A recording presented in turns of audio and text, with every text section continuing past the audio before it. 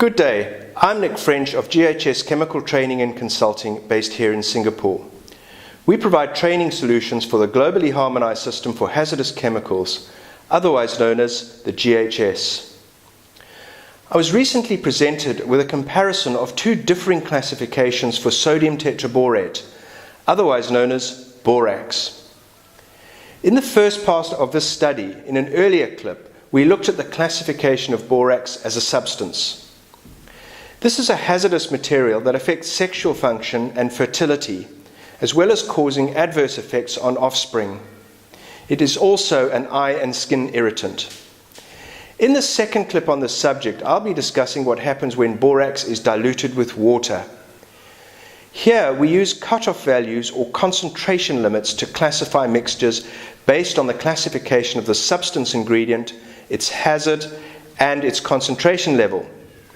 Again, we'll find differences between Singapore and other regions. Let's consider what happens when borax is diluted to, say, a 3.5% solution in water. In order to classify this, now that it is a mixture, we used what are termed as available cutoff values, normally used for health hazard classes. This table shows the cutoff values for reproductive toxicity applicable to Singapore.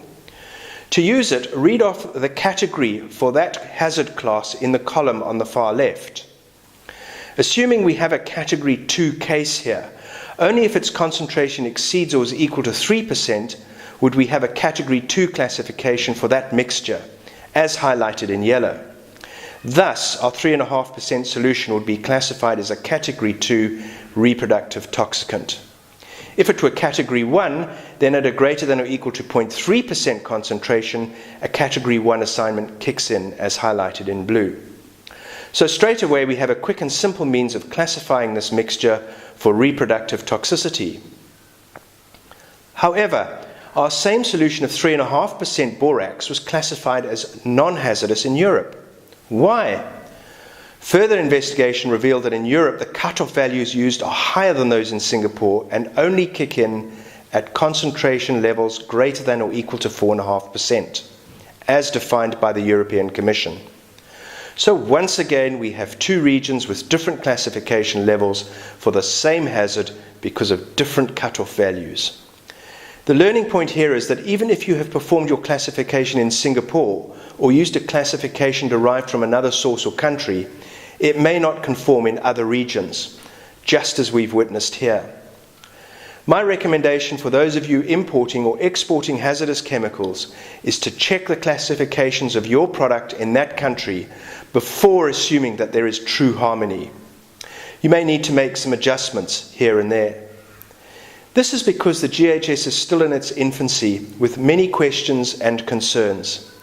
Sometimes there's no clear answer and you may have to make your own judgment call. I'm Nick French from GHS Chemical Training and Consulting.